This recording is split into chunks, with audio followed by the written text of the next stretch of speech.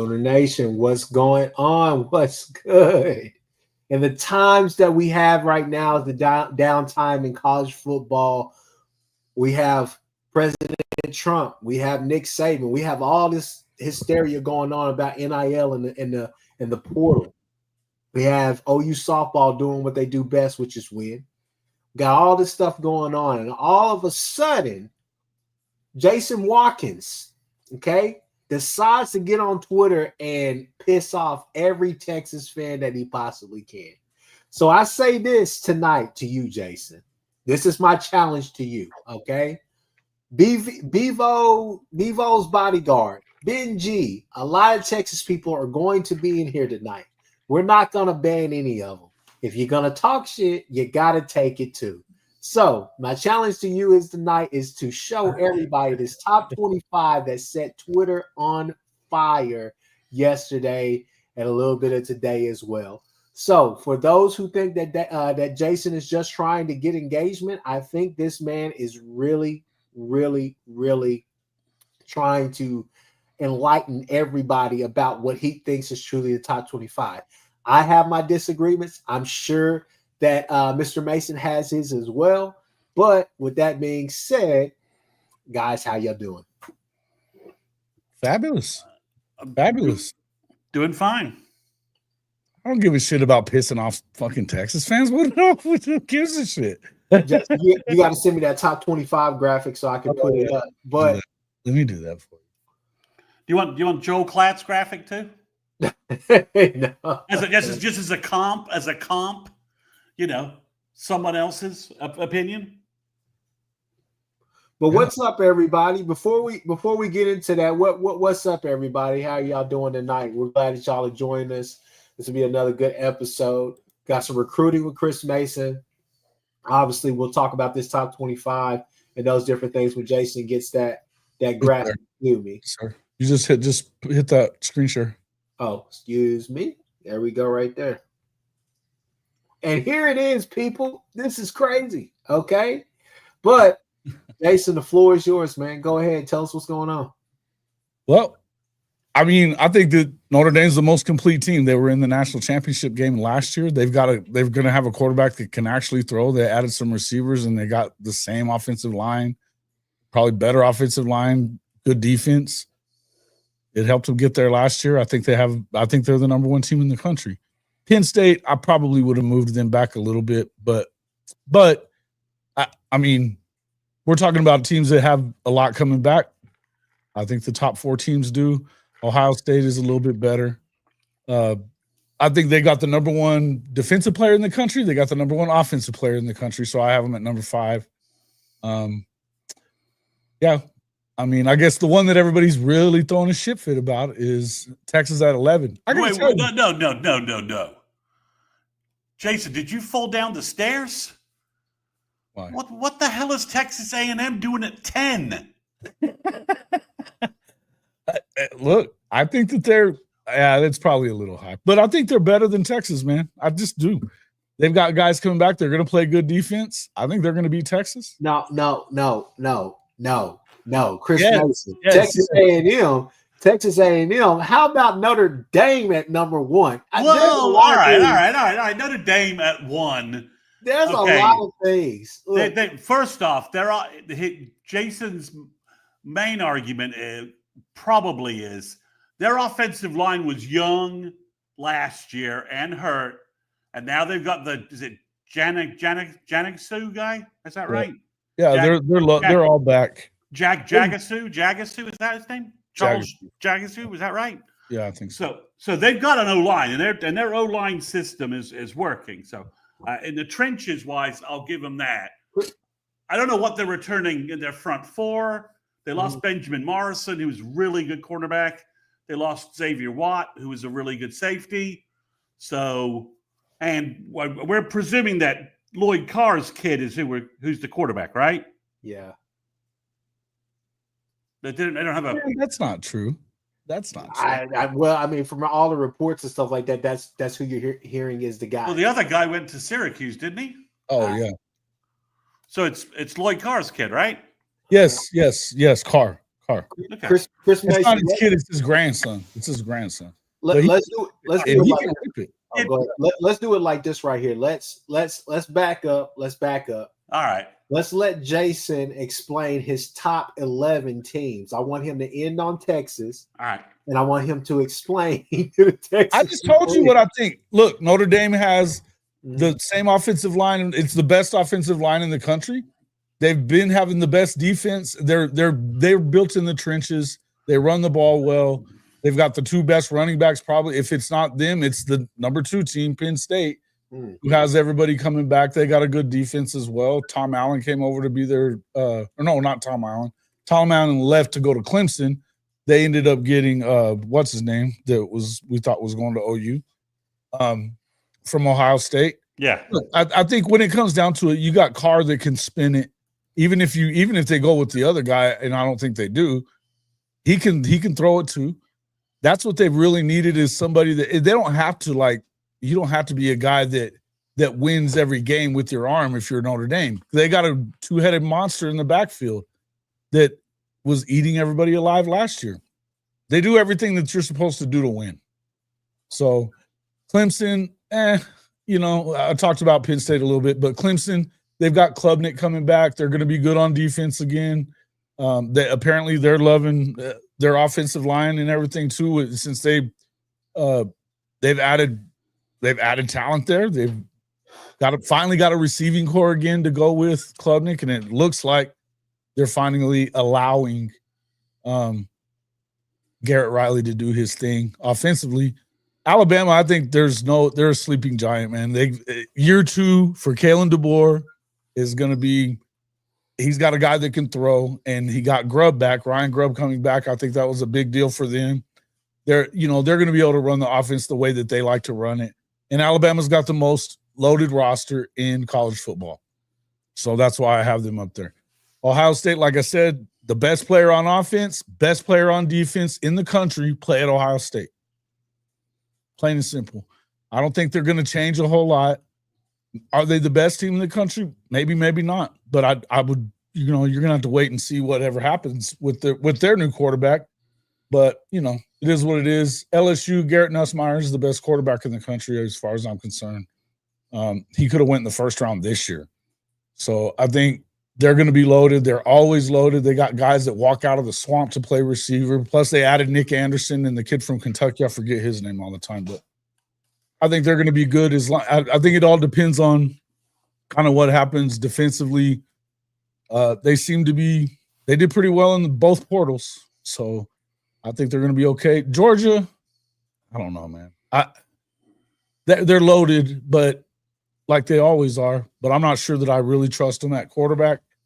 And I don't really trust their receivers either. You could probably flip them in Florida. So you are not a Gunnar Stockton fan? I'm not. I don't dislike him. I just don't know that he's. I don't know. He did beat Texas. But it is what it is. Florida right there with them. DJ Lagway may be the best player in the country as well. What we saw from him last year as a true freshman, it is what it is. Texas A&M defense, they play defense.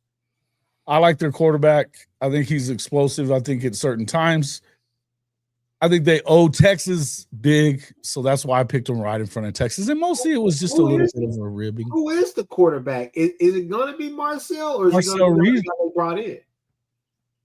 I don't know. I think it's going to be Marcel Reed. It's going to be Marcel Reed. The other guy left. Oh, the guy that got in the portal? Oh, no, they got a guy in the portal. Who is that? What was his name again? I forgot his name, but I know they got a guy in the portal that they paid money to. So, I mean, if they're just trying to strengthen the room, I get it. But it kind of felt like you were paying that guy to come there and possibly start. Yeah. Could be. Yeah, anyway. I don't know. Defensively, that they're run by a grown-up now at least, And so I felt like they probably should have won the game last year too. But here's the main thing about Texas, and we'll just go to the Texas stuff. You guys are replacing fucking everybody. Everybody. 4 of your 5 linemen. Yes, I know Arch is going to be your savior, according to all you guys. You've replaced most of the guys on the defensive line with a bunch of portal dudes, and we know that you don't get a ton. You get 2 or 3 for the whole year that go in the portal that are very good. Y'all went and added 5 in the spring portal. I don't know what to tell you.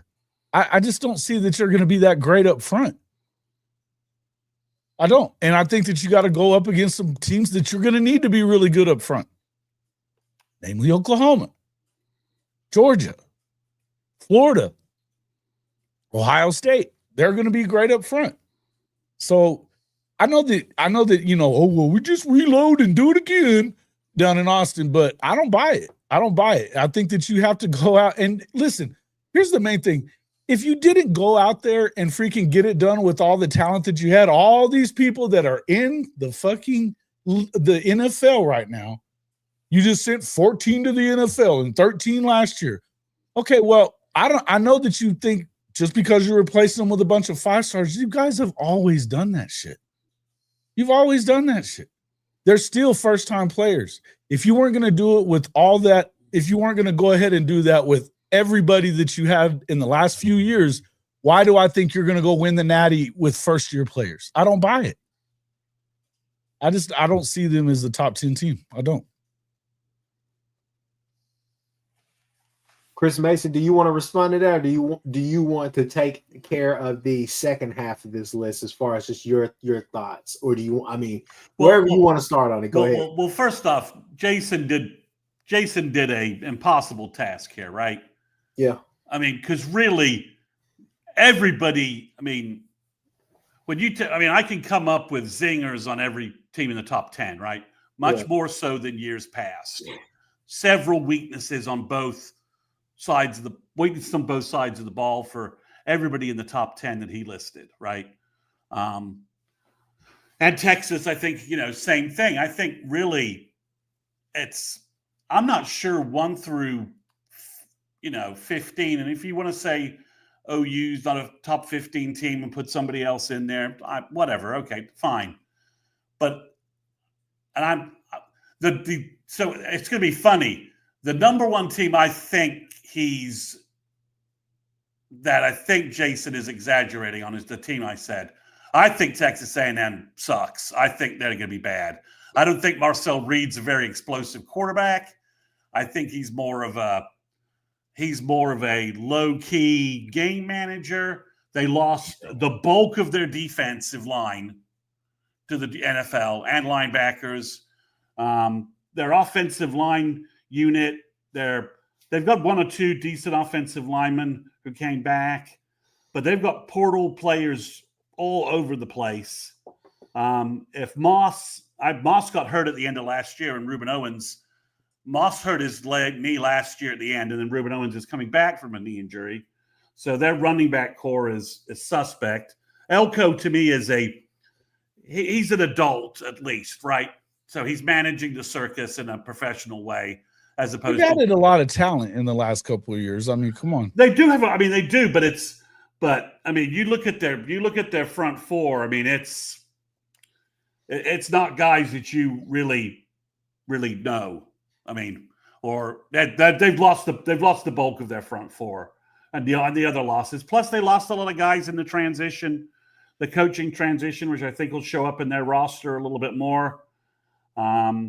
We'll see how the schedule works for them. I think they have an early test, which will be interesting. Lots of these teams have early tests, right? So we'll get a barometer on quite a few of these teams early, which is nice. Penn State at 2. I both see that argument, and if the Pena kid has another 1,000 yards receiving, then yeah, I can see it. But Tyler Warren was a beast for them last year on offense. He was their only passing game difference maker, and he's with the Colts now. Clemson, I understand that they got probably the weaker schedule, although they got to play LSU, I think, week 1, right? Mm-hmm. So we'll know that. I'm not as high as we'll find out. We'll find out about both of those teams that day. Yeah, I'm not as high about Ohio State and Texas too. Everybody's talking. We'll see. We'll know what Julian's saying versus Arch, what that matchup looks like. Alabama, I'm not as high on them as Jason. But again, like I said, if you asked me, if you gave me $500 and said bet it in Vegas on someone to win the national championship, I have no idea who the hell I would choose. I mean, Oregon, Dante Moore, and they lost a lot of guys, especially up front on defense. They lost their best tackle, Connerly. They lost a lot in their wide receiver group. They lost a lot of guys. And, is Dante Moore ready to kick ass? I don't know. I mean, that's the key question, right? In the top 10 alone, Georgia, Oregon, Alabama, and Ohio State all have brand new starters or guys who've never played much college football.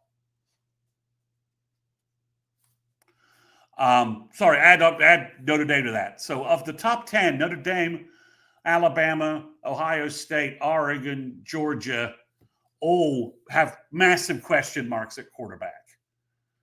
The rest of their rosters are in great shape. The back half, I think, was Arizona State just on a heater? Was it just the Scatterbo fever that did that? They've got all the good pieces. I like the quarterback position. I like the coach. I think they're the best team in the Big 12. Okay. I can buy that. I don't even know how to understand what BYU is. What's Tennessee? What's Tennessee look like now without Nico, with the Aguilar kid, who I think is pretty average? Texas at 11. I mean, Texas fans, just get right to it. You've lost a lot of very good football players. You've lost a lot on your O-line. The O-line guys behind them aren't proven. That is an objective fact. You have again lost. It is objective. That's what Yeah, that's objective. And objectively, the clown. You just lost Collins and Broughton to the draft, and you went right D-line shopping in spring like the guys you signed in December were worthless. You don't sign 3 more D-line in spring when you sign 2 in December if the 2 guys in December are worth a crap. Yep. You just don't. So I think that's, they've lost a lot of good football players. And let's be honest, Arch is an unknown. You can say all you want, but he's an unknown, right? You can say Manning. Oh, I mean, we just don't know. He may be fantastic. I have no idea, but anointing him without him having played any. I think the wild card in the back half, Chris, to kind of do what you actually asked me to do. Mm-hmm. The back half, the wild card is South Carolina, right? That's the wild card. I think Michigan's going to struggle. Iowa State lost a lot of guys again, so it's hard to know. But you never know what's going on with their recruiting. And obviously, Miami is a wild card with Carson Beck. How does he deal with the Cavender twin kicking him to the curb because he slept with someone else, and then and how does he deal with his Lamborghini getting towed? I'll be personal. I don't think Carson Beck in Miami is anywhere near the transfer that Ward was. I don't think Beck had the world of talent around him and cratered last year. Georgia at 8. Have they fired Mike Bobo and hired a real offensive coordinator, QB coach? No. And there's some worry signs for Georgia and LSU for me. Georgia having to sign an outside linebacker from Army. Clearly. What the hell? They've been signing 5-star rush ends forever. And LSU, that's a lot of spring transfers all over the place. What's up with your roster if you have that many holes to fix? In spring with guys who have less time to get acclimated, less time for chemistry and all those other issues.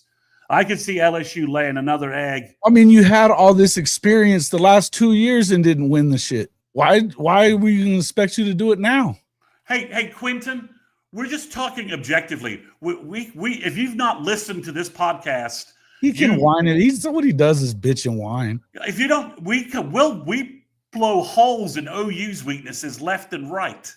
Yeah, he's a whiny bitch, dude. So OU and if the top 15 listed here, the only quarterback who had probably an objectively better year than Mateer is Nussmeier, and he has him at 6.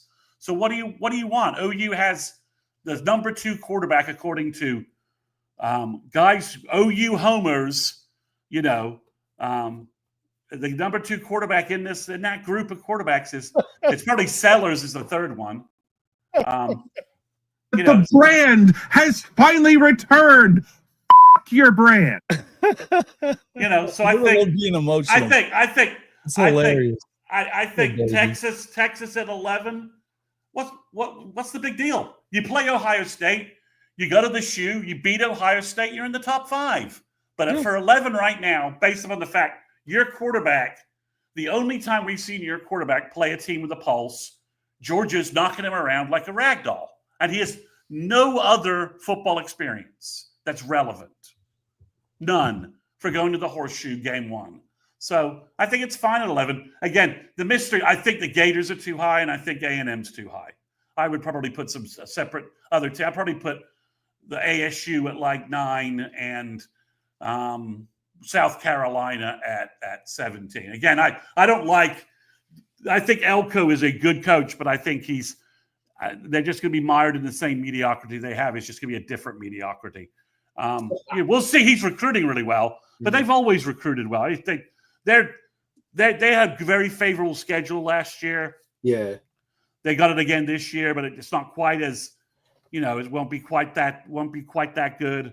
Some other teams challenging them. So I think that's the one. I guess the question mark I have is A&M at 10 versus South Carolina at 17, and Florida, who did get hot at the end of last year. I'm worried about Lagway's arm a little bit. Ole Miss, I don't know what they are with all the losses and all the portal things that they're trying to plug in.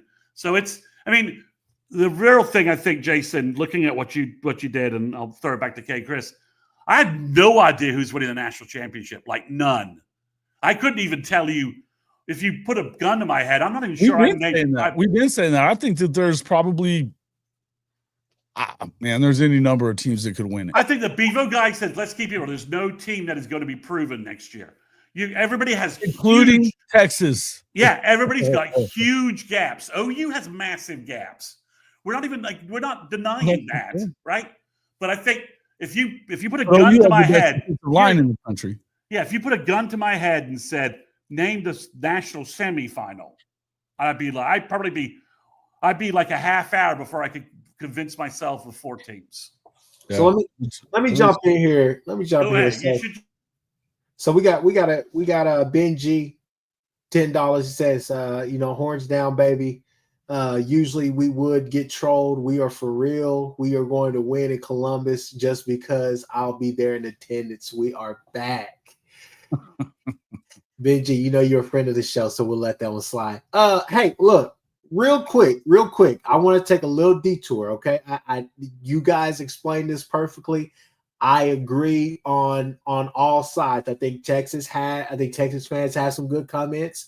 I think you guys have some great comments, but at the same time, it's one of those things we're going to have to see. But I'm going to ask a question in here, and if I type this wrong, guys, I don't have my glasses on looking down here in this dark room. But this is a question. Who will have the better season? Dante Moore, Julius Sand, or Ty Simpson? I know me and my uncle, we talked to him. He's like, I thought the kid from Duncanville was going to be starting for Bama. I was like, no. Every report says if season started today, Ty Simpson's the guy. Yeah, but that doesn't mean shit in a few months from now. I think they're going to have a hard time keeping Keelan off the field. I understand that. But as far as right now, for the purpose of this chat and this question, and to the chat, I'm asking you guys directly, who is going to have a better season? We don't care about Arch right now. We understand y'all love Arch. We know that they love Arch. Leave that alone. The Golden Arch. As far as just kind of in the top 10, what you're seeing, and obviously I wanted to put K Klubnik, but I think he's more proven than these guys, obviously. But as far as just new incumbent starters, you got a guy who's been there for a while, and Ty Simpson, that people were really excited about when he came. And it's hard to really gauge what he could have done in an offense like Tommy Reese's, Bob's, And now he has a coach that, and he got Grubb back this year, so he has Ryan Grubb, right? So that's a key piece. I would probably go with Ty Simpson on this one. So, but then again, you've got the best receiving core in the country at Ohio State. Little Coop says, saying, let's see, Jenna James, Big Jen says, Dante Moore. So this Cowboy says Dante Moore because Decorian Moore. He loves Instant Decorian Moore, bro. Yeah, he loves. Ziaz says Julian. Richie Dub says saying. Whoa. Benji says, good question. I say none. I think St. Clair will end up being the starter by year's end at the Ohio State University. Well, that's crazy, right? Because, I mean, you could be right. Like, you just mentioned 3 guys in the top 10 sort of that need to break out for their teams to really to be playoff contenders, right? For the most part. And at least 2 of them could find their jobs taken by freshmen by the end of the year if they struggle. I think it's Julian Sayin just because he has Hartline's wide receiver room to make him look good. And I do worry about Ohio State's offensive line and obviously at running back, but they've gotten some transfers in and running back is probably a position they've been recruiting good players at as well. So I think Sayin, I'm not sure what we're going to get from DeBoer with Grubb and Ty Simpson and all that back in year 2, right? It should be significantly better. But the Keelan Russell kid is Penix-like, right? With the arm, mobility, and playmaking. At least he was out of high school. He had a lot of weapons. Super mobile, but he's got a big arm though. So I think Ziaz had a great comment when he said Julian Sayin because obviously he's going to be playing with weapons like Jeremiah Smith. So you can't discount what that receiving core is going to look like. The best NFL prospect in the country. I get that. Let me finish my point. So what I don't. The only thing about Ohio State is, and here's just another question for everybody. Do you guys believe Hartline will be a really good offensive coordinator? I think that's kind of the question as far as right now. Like, I don't think it's a huge move for him, right? I mean, I don't think it is either. I mean, he's been around. He was around Chip last year. He's been around Ryan Day and everything that they've been doing in the last. I mean, he's been there for 7 years, something like that. A while, long enough to where he's been getting the best receivers in the country. I don't think that it's going to be a big switch. I think you kind of, he's going to have to find his rhythm or whatever calling plays, I believe. But and again, they're more worried about their defense, to be honest. The thing they got more back on defense than they got on offense, though. Yeah. And again, when you've got they had a bunch of dudes that they've been getting as far as they've been killing it in that area anyway because of their secondary coach and some of these other guys that they really liked. I don't feel like Ohio State loses a ton on the defensive side, and especially when you still got. Well, they lost their entire front. They got Ethan down. So what I'm wondering about may not be great. Yeah. So what I'm wondering about Oregon with Dante Moore is that we know they're going to love that short game, that West Coast type of feel to the offense out there. Can they stretch the field with him? The reason why he's got a bigger arm than your boy did. The reason why I lean more towards a Ty Simpson is simply because obviously I think Grubb is back, but I think that he can unlock something of that offense that you were kind of begging for if you were a Bama fan last year, which is the intermediary game. Which don't get me wrong, there were times where. And that's why I think the Seahawks picked him up. And I know me and you kind of disagreed about that, but I think Milroe has probably the most upside out of most of the guys that were drafted this year as far as quarterbacks. simply because if you could get him to read the field, go through his reads, his progressions, and like a, I think he's got work to do. I think athletically speaking, there's not very many people that are more athletic. He's got work to do, but if he can figure it out and put things together, I don't see why it may take a second for him, but as long as he has a chance, I think he could be successful. But I think in Alabama, though, they've now got, they're not going to be one dimensional where if he doesn't get going, if he didn't get going with his legs, he wasn't they were gonna take away the pass from him. Well, the thing about it is with Ty Simpson is that I think that because of just, the way the offense was supposed to be as far as, Tommy Reese, but Nick Saban is there over his shoulder.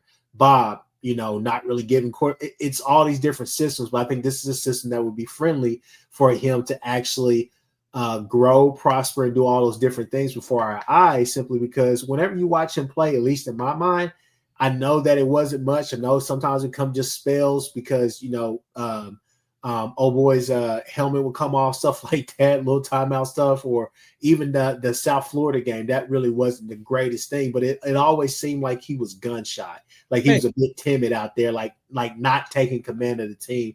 I think this will be a chance for him to really show that. Obviously, the Keelan kid, they got guys there that could probably take over. Hold on, Kchris. You're not getting away with not talking about where Texas is at. Do you think they're at the top 5 team? I will talk about that in a second. I just wanted No. I want you to talk about it now. That's what we're talking about. I just wanted to finish this, man. Look, let me finish my point. I lean towards Ty Simpson. I think Ty Simpson is probably the guy who has the chance to have the most successful season out of Julian Sayin and Dante Moore. That's just my thoughts right there. I like Dante a lot. I think Dante's good, but I'd probably say one of the other two guys. They both got. Well, the last time we saw Dante, he looked like Kentucky Fried Ass. Yeah, but he was at fucking UCLA. It all looks like I'm just saying. I understand. I'm just saying the last time we saw him, he didn't look very good. Yeah, but he's now with Will Stein, and they, hell, dude, he turned Bo Nix into a first rounder. I'm with you. I'm just saying on the Dante Moore thing, our last Dante Moore view was bad. Now he's got a lot of I think what did Bo Nix look like last time you saw him before he popped up at Oregon?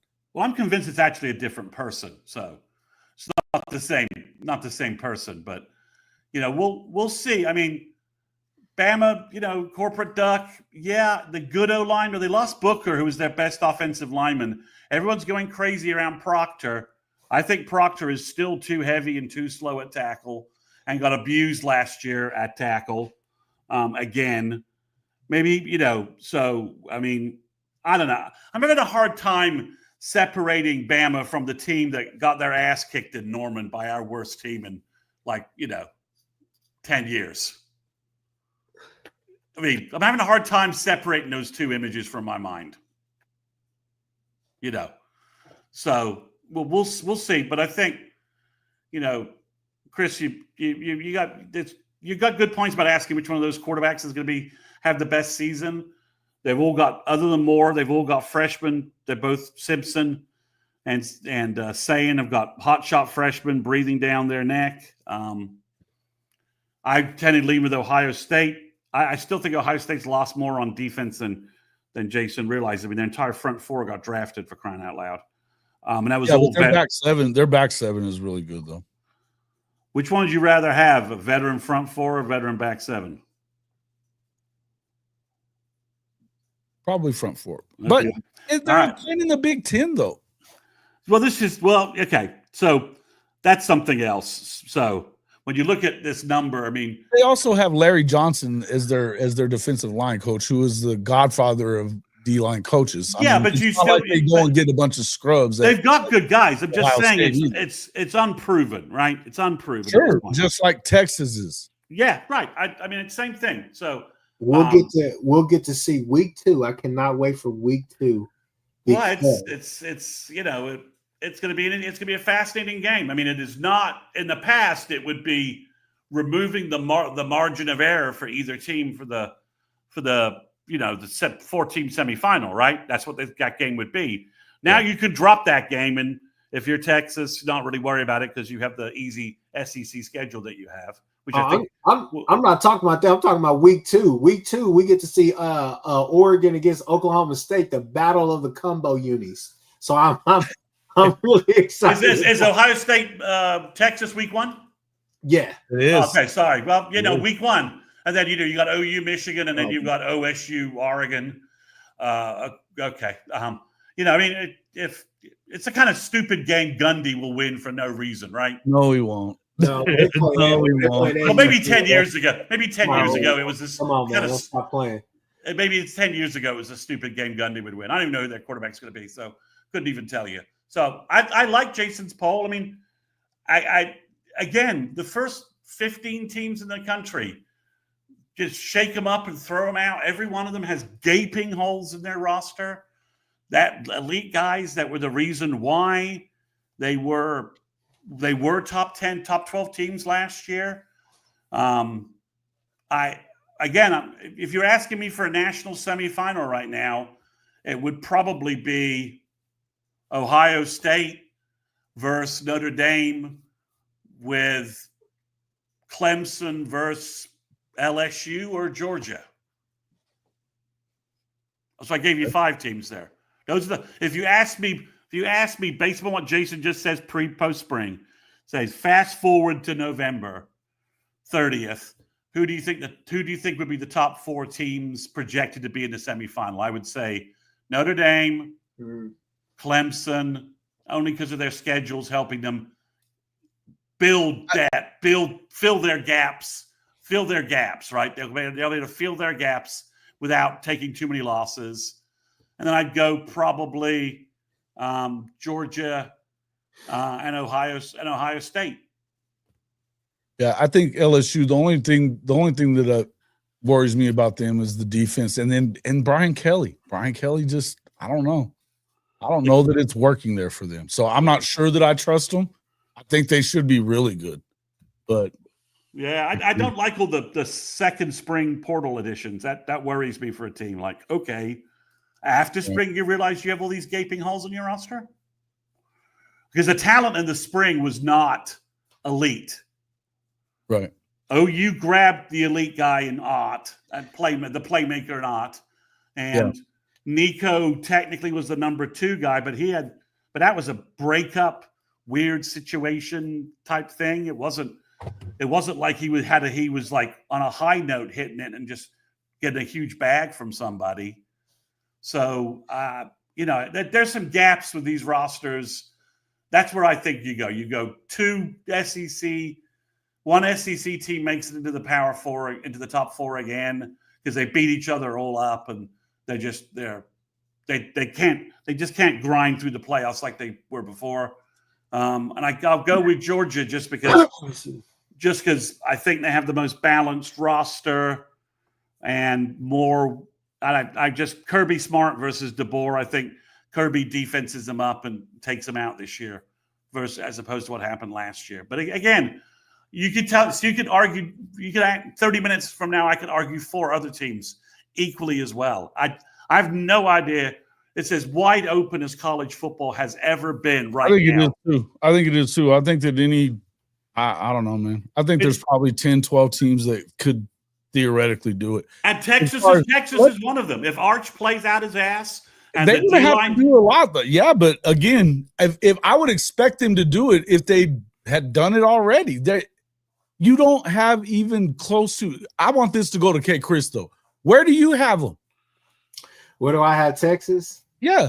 Would you have them in the top 5 or do you because again, there are a bunch of new dudes out there and there's a lot of good things that are going to happen for them for them to be the best team in the country. I think everybody else has just kind of defaulted them to number 1 and I don't know why.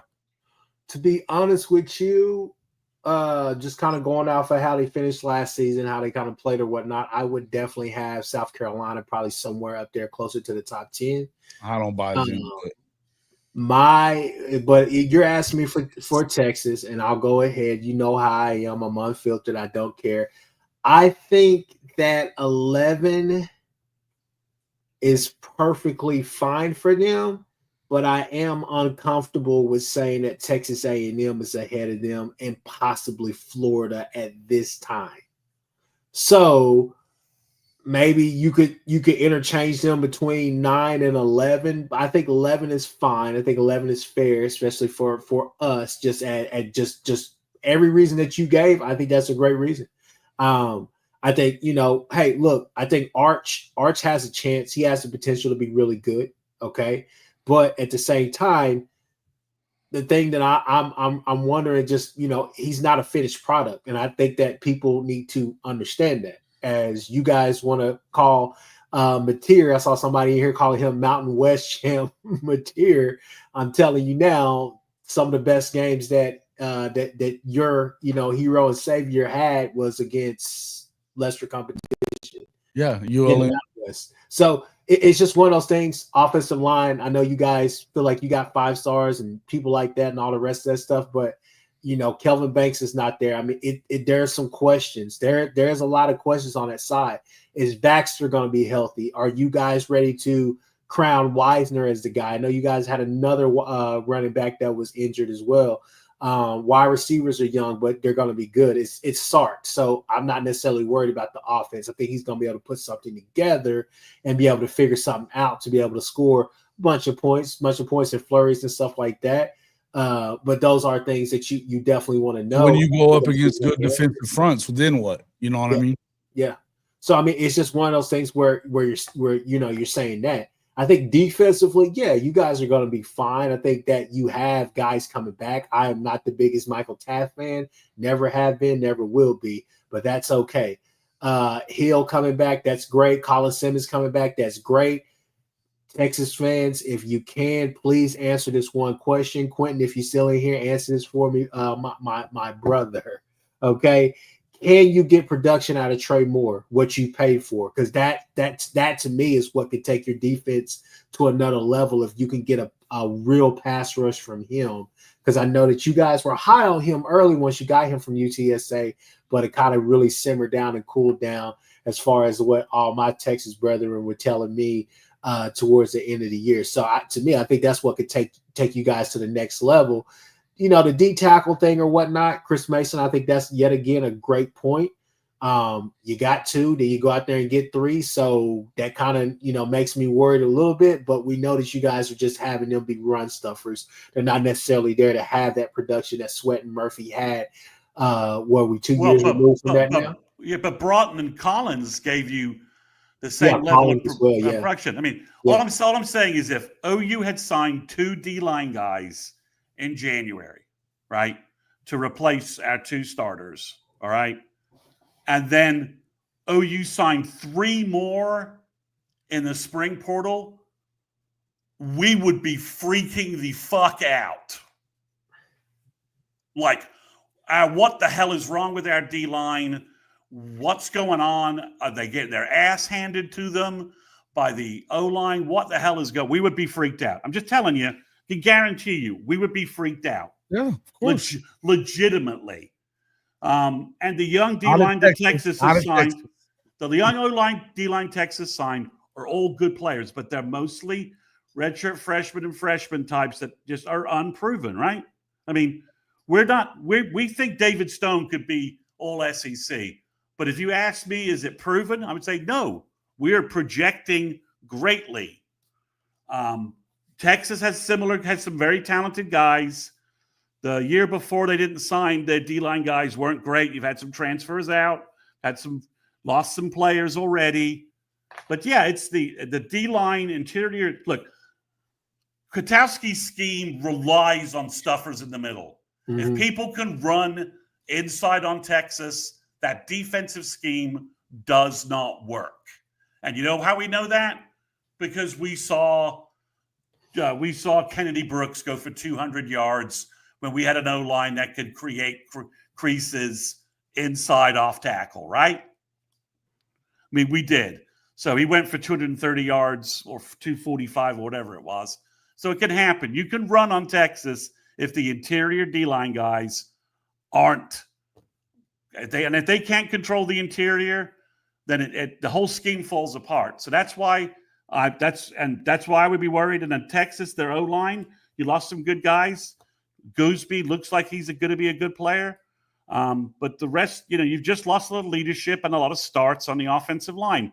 And trust me, as OU fans, we know that's not just a plug-and-play fix sometimes. We couldn't replace Rame and, the tackles we lost, and it ended up killing our entire season because we didn't have centers or tackles because we got hurt. So the margins on Texas are reduced as opposed to last year. Will it all work? It could, but I think 11 and any regular season, any regular year, 11 would be fine. You just lost everything. You lost your quarterback, although obviously Ewers had a trashy year, got hurt, and didn't play very well.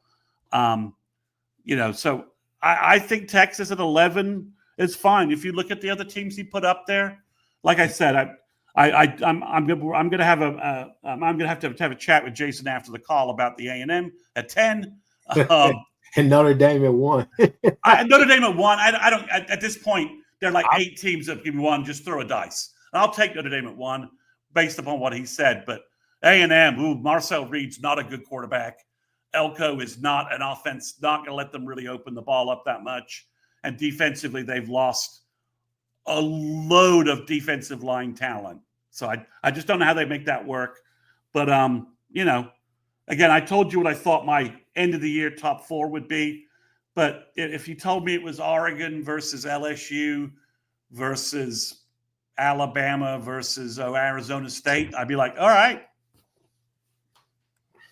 Bevo's bodyguard, Ethan Burke's not starting at OU. No, I mean, look at this right here. So Bevo's bodyguard, like you saying, you guys are scrambling. It's not that we're scrambling; it's obvious. It's what everybody else is saying. I mean, I think once you kind of get to the nitty gritty, obviously people are going to have you guys ranked higher than 11. But I think people are still going to ask these questions just to build that narrative. They don't know who else to put, right? Everybody's got these massive gaps. Yeah, and teams are giving Arch a huge break. They're pretending like he has 10 starts under his belt of winning football against elite competition, and he doesn't. This is the only point out of this right here. Like all the Texas fans, I knew that this was going to be a crazy pie for you guys, and you guys are going to be going crazy. But Benji, come on, man, ball. Whiny. Hey, you're way better than this right here. Talking about FCS additions. It's kind of. I remember a few years ago when you guys had Casey Thompson and all the rest of that stuff, and OSU came back and I mean they whooped your ass. And let's be real, it was a bunch of FCS, it was a bunch of D2, and probably a couple of D3 teams, D3 kids on that team. So I don't necessarily know why we are acting like FCS, D2, or any of these kids can't come here and ball out whenever it's all about intangibles and this and that. Benji, you're a brother of the show. We can't have that. Ball. Come on, man. Stop doing that. Don't do that to yourself. What are you doing, bro? Yeah, I mean, you've got worst above average. Why do you say that? What tells you that? Just because his last name is Manning? It's if his last name was Koklowski, he'd be a ditch digger. I mean, come on. So Jason, you didn't like Forrest Sawyer last week, but you have Baylor at number 21. Why? Because they're doing the same thing they did last year. They're going to call their own defense. What's his name? Aranda, yes. Calling the defense. And I just didn't like him as far as like in my top 10 or whatever. Okay. As far as that goes. But I mean, I don't think he's terrible. And I think Baylor, I mean, yeah, I don't know. We can sit here and talk about the Big 12 all day long, but it's probably a crapshoot in that freaking conference, to be honest with you. I think the best teams are the two that I have the highest up there, be Arizona State and K-State. And I think that K-State, if Avery Johnson makes a step forward with Matt Wells calling the plays, which I think he will, I think they've got a good chance of winning that conference too. So I think BYU, I love their coach. I don't love their quarterback, but I think that they were pretty good last year with the same quarterback. So I think that they have a chance to kind of take a step forward as well. But I don't love the Big 12, to be honest with you. The rest of them. It's a crapshoot, right? Well, I think it is. I mean, I think Matt does a good job at Iowa State. I mean, I don't know. And the SMU, I guess I could probably move them up a little bit, but except that they didn't play anybody but 2 teams last year, and they lost to both of them. They lost to BYU. Is that quarterback back? Yes, yeah. That may not be a positive for him, though. I have one last question off of this right here, about to put it in the chat. I think this is a quick yes or no for everybody, so let's go ahead and do this. Can Drew Aller, how you say his name, take Penn State to the promised land? Promised land is a national championship, folks. No. Is he that guy? Can he do it? No. I gotta see them win in conference before I'm gonna say any of that shit. They gotta beat Ohio State. They gotta beat the good team, Oregon, whatever. You gotta beat those teams before I say that. Yeah. I think it's not so much about Drew Aller as it is about Franklin. Is that what you guys think is holding them back? I think that they're loaded. I mean, and they even added receivers. I think that they're pretty loaded when it comes to that. Defense is really good. They've got 2 really good running backs. If you put it in his hands, does he win it? I don't know. I mean, we have to see him do it, and I haven't seen him do it. They had every chance in the world to beat Oregon in the Big Ten championship game that they lucked into and gagged it away. I mean, I kind of have to ask Bevo's bodyguard, if that's the case, then why are they second? I think if you start looking at who they have a lot of talent back, I think that they're going to be in the playoff. I think that who's going to beat them aside from maybe Ohio State? I think they're going to be in the playoff, and I think that, I don't love Drew Aller, but I don't hate Drew Aller either. I just don't think that they've put – here's the one thing. I will say this. I think part of the reason that I have them up as high as I do, I think Kotelnicki in year 2 maybe it does turn that offense around, because that's been their issue. Is that they haven't had – they didn't even – what was it? In the game against Notre Dame, they didn't even have a wide receiver make a catch. Not even a catch. But they added a few guys that they like. We'll see what they turn into. Do I think they're going to win the Natty? No. I think I don't. But I do think they're one of the better teams in the country. It's just when it gets down to the end, do they win it all? No. Yeah. I mean, my concern is Franklin. The only worse game day coach than Franklin is obviously my friend in Miami, Mario Cristobal. The worst game day coach in America. Yeah. Snatching defeat from the jaws of victory whenever he feels like it, with aplomb and just with amazing ability. So Kotelnicki, year 2, yeah, I think it could be interesting, but I just don't see Aller being so. Okay, so if Baker Mayfield is clutch college quarterback with a score of 10, I think Drew Aller is stuck in the 7s. Yeah, but again, we haven't seen him with a really good receiving core either, and this is they definitely have the best offensive coordinator they've had in a while. Yeah, I mean, I'm just not sure when I watch him, I just don't see that guy. That it stuff. I feel the same way there. Yeah, but I'm not sure I'm not sure they still win 11 games a year, though. They still win 11 games a year. Well, they're out talenting folks by a wide margin, because Franklin's a great recruiter, and their strength and conditioning staff are elite. So those guys on the hoof look unreal, right? Yeah. And they're getting drafted that way. I'll be honest, this may sum it up best. Of the top 10 teams that Jason listed here, I don't think any of them, the only guy right now I think has that elite it factor at quarterback right now, not having seen Sayan or Simpson or Moore play lately, it's Lagway. Lagway's the only guy that's got that it factor. Like, whoa, okay. That's it. That's the top 10 teams. Haven't seen Carr, haven't seen Sayan. Klubnik is very, very good. He got a lot better last year. Good. Got a good offensive coordinator. Does he have it? I don't know. Does Aller have it? I haven't seen it. I think Cade played really well last year. I think that they did. They didn't do great. I mean, they were 9-3. They blew a game or two. I mean, but one of their losses was to Georgia. Yeah, and they flopped around against Texas, right? Yeah. Yeah, they couldn't stop the run. That's why they, Yeah, they flopped. That was their biggest problem. Yeah, so I don't know. But that's, Chris, that would be my concern if I'm betting on any of these teams is I don't love what they have at quarterback with a playmaker. They don't have a guy I'm like, yeah. I can see them. Guys can see that guy winning the national championship. But I didn't think Will Howard was that guy either. So maybe I don't know. Maybe I completely don't know what I'm talking about. But I'm not alone in the belief that. Here's the thing about clubs, though. I mean, you look at Klubnik, they've got the receivers now. That's the biggest problem that Clemson was having.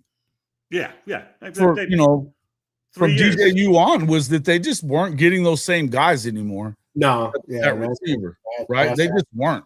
But Antonio Williams, they've got like 3 guys that are dogs. I mean, really, really good. They've got some players. So it's defensively, I'd steal Woods for the OU defense in a heartbeat, right? Always have said I'd steal Pete Woods. I love that Peter Woods, man. He's a stud. Up on the D. So they've got the D-line guys probably, so yeah, and then their schedule's favorable. I mean, we'll know a lot if they can put pressure on Nussmeier and put points up on LSU and win that game, because Brian Kelly always seems to somehow find a way to lose their first game of the year, big matchup. So that's my concern with LSU. I think they're loaded with talent. But it's not just before that game would have reduced the margins for them, but now, they just but I do worry defensively. I have a buddy who. What are they going to do with Lawson? I mean, are they going to let him go rush the quarterback, or are they going to make him play what he's going to play in the NFL? Who gives a fuck what he's going to do in the NFL? Rush the quarterback if I'm them. You know what I mean? Like, yeah. So I do think somebody I know who watches a lot of film says that LSU's defensive pickups in the spring portal very suspect. Very suspect. So we'll see. We'll see what actually happens. That and Brian Kelly just not really. Yeah, and then he hasn't been all that since he's got to LSU. I know they got a Heisman, but and they played for the conference championship. But come on, man. Yeah, if Coach O can win a natty at LSU, Joe Burrow won them a national championship. Let's just be real. He did. They were loaded. Oh, they were freaking. You give me 2 Hall of Fame.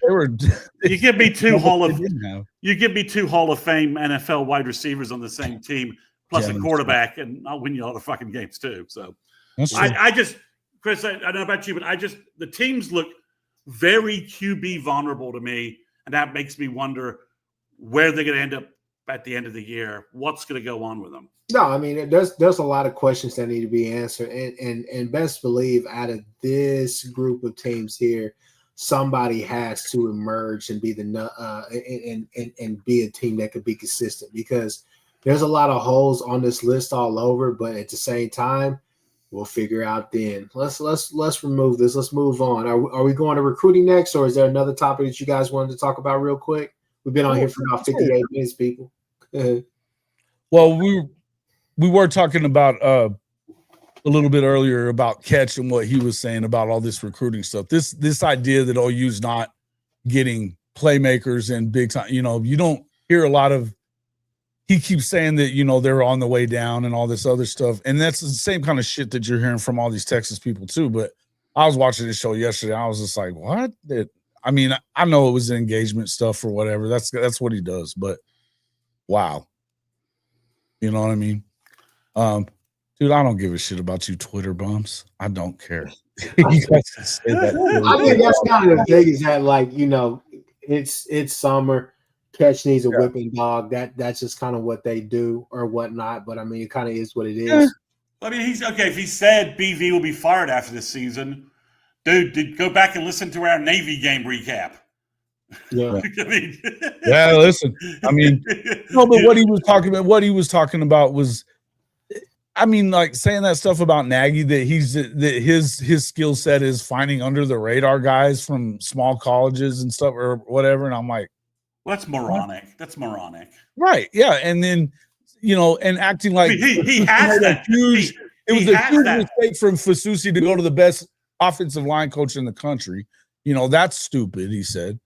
It was football wise, it was the stupidest thing he could have ever done. This is what I'm saying is a lot of bullshit stuff that comes out there.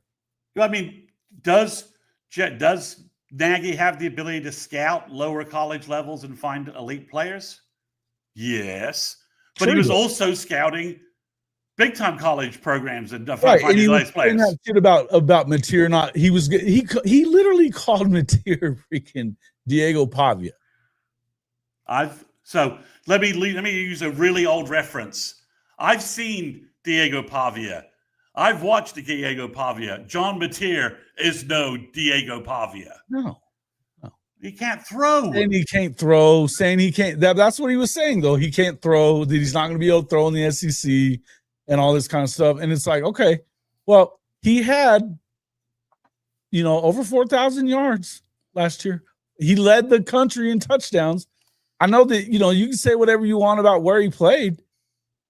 Guys come from everywhere and end up doing very well. So last time I recalled, Vandy didn't have a wide receiver chosen in the first 3 rounds of the NFL. They did not. Washington State did.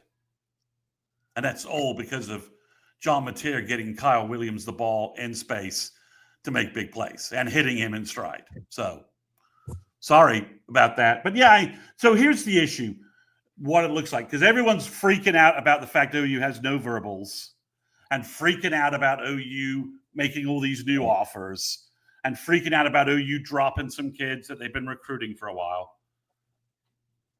You just brought in a new talent evaluator, and guess what he's doing?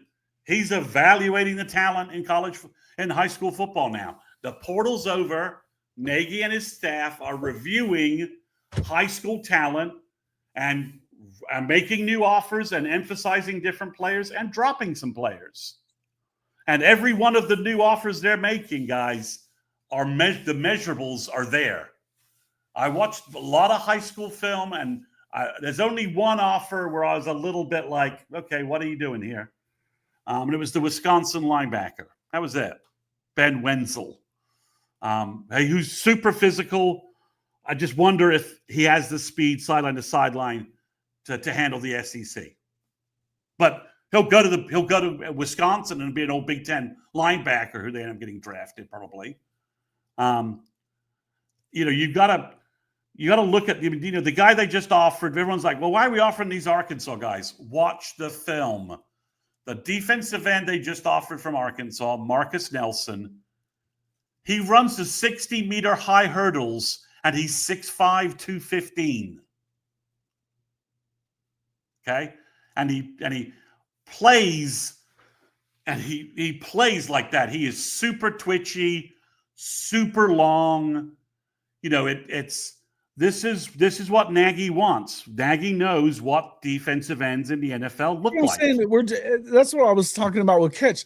You're going to sit there and talk that shit. He's been in the NFL on championship winning teams, scouting their talent for 25 years. Exactly. I mean, he knows what an NFL defensive end looks like. Right. So the Nelson kid, and then they offered this kid with this T. Ron Richardson. Is that his name? I need to double check. Before I get it wrong. T. Ron Richardson. He's from Virginia. He's 6'5", 285. Okay. And he's flying all over the field. Is he raw? Yes.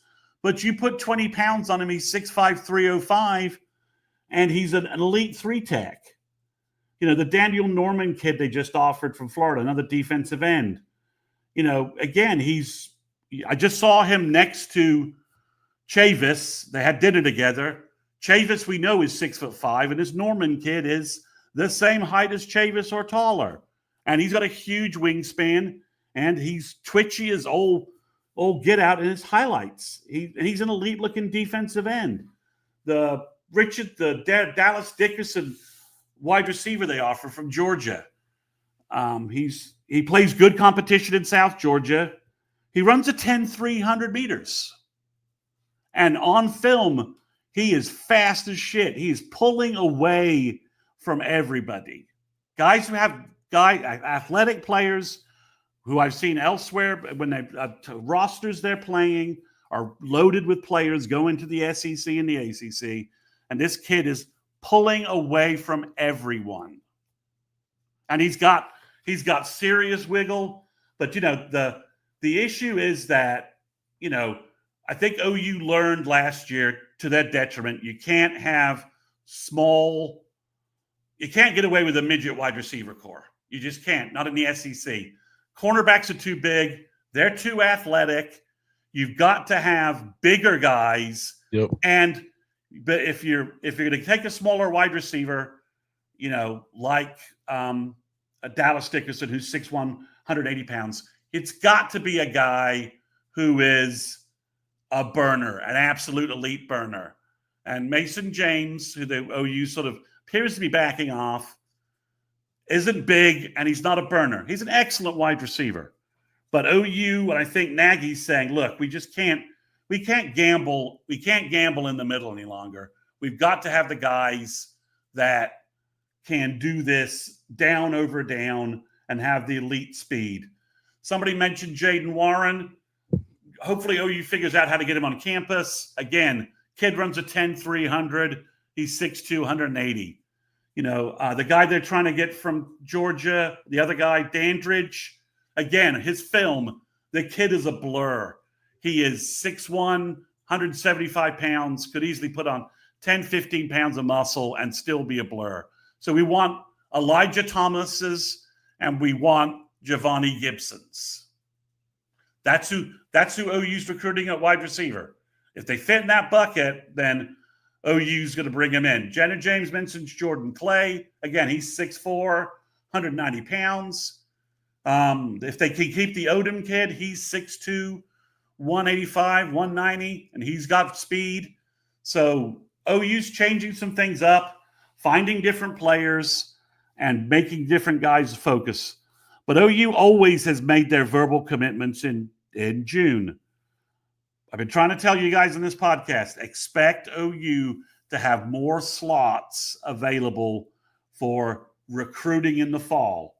Because if OU rebounds, John Mateer plays well, OU plays well, goes into the fall, and goes late into the fall with a chance to be 8-4, 9-3, then OU will be able to flip some kids. And OU is also, one last brand new comment for you. I've talked to the golden bat phone source. Chris will tell you when that phone rings, it is usually 80 to 75% right. It's not, it's not 100% right. Nobody is. It told me that OU was going to get Lance Mason, the tight end, who ended up choosing Wisconsin. And that was because Wisconsin just out-recruited OU. And he said that OU NIL is poised to go head-to-head with – we're not going to load up in the winter portal, Benji. We're just not. It's not going to happen. We're not going to – depends on what happens. If we have a new coach, who the hell knows? But Brent won't be loading up in the winter portal if you think about the way the roster's set up right now. But OU is ready to go head-to-head with anybody in the nation for playmakers Nagy identifies. So I don't think OU is getting Felix Ojo, but OU is going to go to the mattresses if they feel like he's another Fasusi. I don't know where they view him. I don't have privy to that information, but OU's NIL is in great shape to compete for the elite guys they want. So we'll see what happens in June. We'll see what happens this fall. But a lot of it, guys, winning solves all problems, especially recruiting problems. Okay, if OU looks better on the field this fall, then you'll see a recruiting bump. It's like Florida had a big December last year in recruiting because they played better at the end of the year. They had a pulse. Benji, OU's NIL has always been fine. Why do we have Michael Fasusi? Why do we have David Stone? Why do we have PJ Adewale? Why do we have Peyton Bowen? Why do we have 5-star guys? So, why did Aljur Miles choose Smoo? Because SMU recruited him really well and gave him a big bag. We'll see if it sticks, and we'll see if OU tries to flip him. So, doesn't make if having to re-sign Stone is immaterial to the fact that we signed him in the first place. So one thing can be true versus another thing. If you'd actually listened to our show about it, I explained the situation. But if you're not going to listen and learn, then there's nothing I can do for you. Reading and listening are fundamental. And listening to our show every week, also fundamental. Which we appreciate, even the Texas fans. This is kind of weird right here. This is very weird behavior here. Benji, Bevo Bodyguard, all you guys, look, y'all got to do better than this. Whatever guy is sitting behind his screen and acting like Joy Taylor, it's insane. It's nasty work, but it's funny. That is diabolical in itself. That is very weird behavior. Somebody, y'all Texas fans, y'all need to figure that out. Y'all got to police that. That's kind of weird. I mean, it's rich coming from allegedly your best young offensive lineman, stoned out of his mind, pulled over, and blabbing to the cops about the fact that you guys are doing 1990 Colorado style strip club shows with recruits. Yeah. I mean, cool. Is Sark's daughter sleeping with recruits? I mean, are you pulling the full Bill McCartney here? Yikes! Sark didn't have a daughter, but I'm just saying, it's awfully rich based upon the shenanigans you've been pulling lately. But again, you guys are recruiting very well. You're signing really good players. This isn't new. This isn't different. It's just now you have an offensive coordinator and a defensive coordinator that aren't clueless. Yeah, but you got lucky because when you dumped vodka cocaine boy to hire Sark, that was not. Again, I'm making a Colorado analogy, but Benji. The story from your offensive lineman is out there. It's just out there. I'm not making that up. So it's just not. So, let's Herman. You're the guy you shit canned because you were concerned about his substance abuse problems. Yes. Okay, we are look officially off the rails now. I already knew what was going on. I already knew what was going to happen. This is, obviously one of the 3 shows that's on here right now. You got the Hall of Fame College Football Podcast with Jason and the coach. Shout out to the coach. Got Sooners 360 with Mr. Sooners 360 himself, Chris Mason. And of course, guys, Horns Down Podcast. If Nick and Steven were to see this, y'all Texas faithful and y'all heroes, not Orangebloods. We know y'all really don't mess with Orangebloods like that. But if they saw this, they would say, just watch Chris smile the whole time because you know what he's trying to do. You know what he's doing. Ladies and gentlemen, this is the Horns Down Podcast. Horns Down always. Y'all got to understand. The brand has finally returned. F*** your brand. But I will say, though, Texas at 11, they could be higher, could be lower. I don't know. It's a lot of season to be played, people, and we haven't even got there yet. I mean, did any of us not just say that? Jason did a great job at just throwing a top 25 together. If you asked me to go, and I'd probably just have a dartboard and spin it around and put a blindfold on. I mean, the gaps across the elite teams in college football are gaping as opposed to the last 10 years. And I think the thing that, and to the Texas fans, just talking directly to you guys as well, I think the thing is that, look, we get the questions that you guys have about OU. All hate aside. We know you don't like BB and all the rest of the stuff. That's perfectly fine. Maybe you got questions about material, all the rest of those different things. That's perfectly timed. Now is the time to have questions about different teams simply because a lot of people are starting over. What y'all and what other people were calling their best teams to go win a national championship didn't necessarily go win a national championship. Ohio State did, right?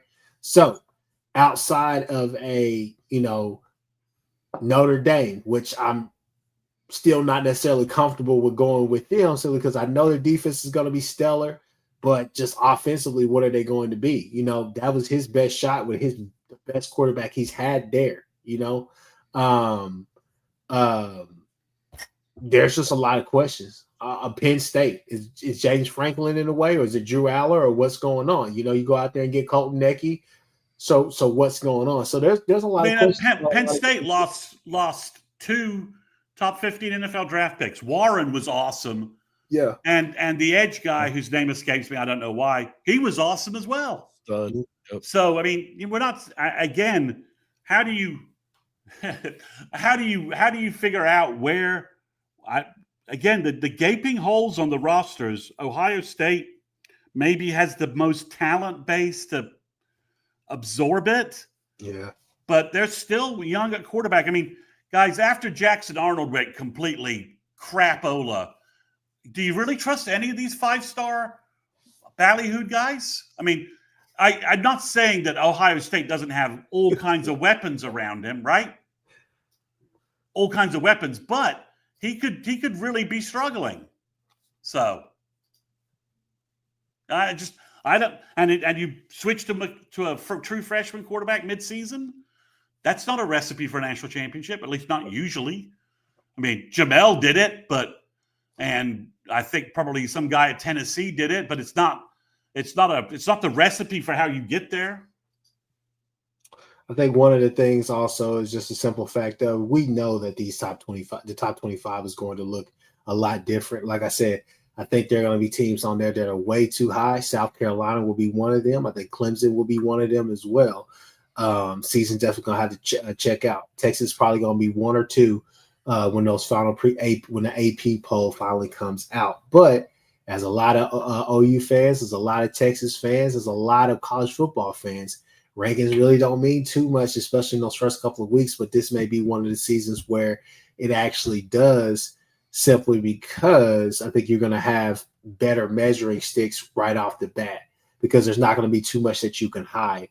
OU second week against Michigan. However you feel about Michigan, Michigan's going to be It's a test for Michigan too, and Bryce Underwood, right? If BV makes him look like the crying freshman he could be and confuses him all game, OU fans could go crazy thinking, well, that's great, but then Michigan could end up not being good at all. So the portal and everything going on with the portal has evened the rosters out in college football, right? And it's evened out teams' ability to fix gaps, and it's made teams' development of younger players hasn't been occurring as frequently as much as it needs to. So when a team loses a lot of folks, you just don't know what their young, talented 5-star kids are going to do because they haven't been playing. So it's, OU got Mateer and Ott, probably the best quarterback running back combo in the portal, and still don't know what. If our O line's not fixed, it's still not going to. It's not going to get us where we need to be. Sure. So it's going to be crazy out there, and active. And OU is going through a absolute sausage grinder of a process this offseason with a new GM. Working with Brent on every facet of talent and roster building to redo how OU does this. And doing all this in front of a season where Brent is coaching for his job, it's makes it an even more ugly sausage process. So we don't know what we're going to get out of this. So if you think OU fans are like, we're super confident we're beating Texas and Michigan and we're going to be 9-0 going into November, you're obviously not listening to this podcast or listening to OU fans. Yeah. We realize the gaps in our team. We realize where we could be. But the problem is that everybody else has got these gaps too and different issues. And and other stuff. So it's going to be a, Texas could get blown out in the shoe, and then 5 weeks later in Dallas look like a completely different football team. That is completely possible. Good. But they also could get blown out. You could get blown out in the shoe. But you could get blown out in the shoe, losing Gainesville, and be stumbling, bumbling, falling into Dallas, and OU could have righted the ship. This guys, OU wins that game. We've been on here for 1 hour and 20 minutes. We're going to get into more of this, later as this goes. But Jason, I just want to say I'm proud of you, man. You did not cuss one person out tonight, and you did not ask me to ban somebody or to remove them from the chat. Jason Watkins, you're that guy. Hey, and putting out a top 25 is a brave thing. It's a brave thing. In May. I mean, I wouldn't do it. Texas, he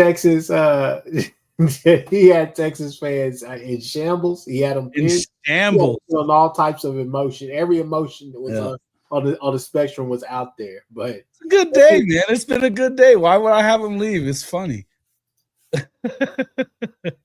Nah, Colby, I just did that just to mess with you, bro. You good.